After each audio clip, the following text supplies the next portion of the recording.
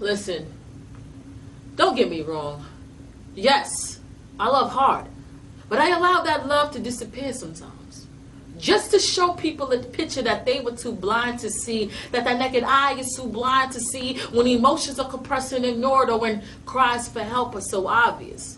It's just so convenient for us to point our finger, but we don't know how to adjust our pain before it turns into anger. I guess living in our lives is easier than living in our truths, but you know what?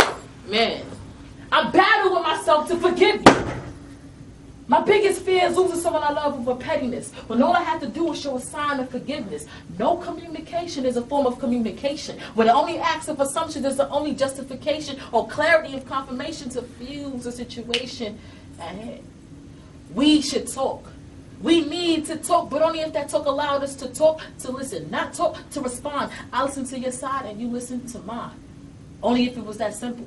We wouldn't allow ourselves to go to this mental homicide or want to commit suicide. The guilty conscience of ours is eating us alive. The battle of depression seems to be stronger than ever. People make it so hard to talk things out. Now emotions are buried and forced to be forgotten about. Are your feelings important? Are they more important than mine?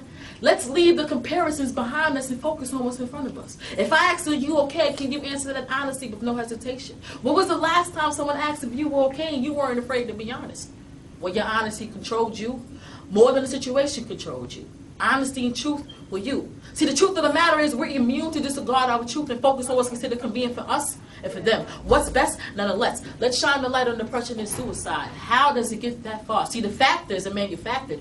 We contribute to them without the realization to how we're affiliated with them until after the fact. Memories begin to surface leading into the last moment. Wish you could go back in time to help them, nurture them, pay attention to them, and talk to them. Like, really talk to them. Bypass the general conversation and get deeply involved with them.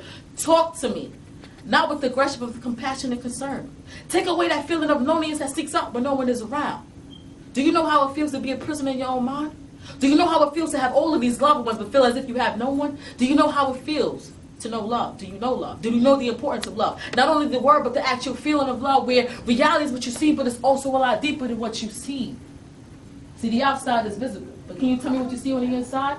Forgive me if I'm too deep for your mental capacity. It pays to pay attention. It costs lives with the lack of attention. Most lives taken could have been prevented with a simple act of kindness, selflessness, forgiveness. See, the ability to forgive comes from deep within. Do not allow the ability to forgive slip away. Do not be so caught up in your feelings that are so temporary to cause you to regret. Not let it go. Let go.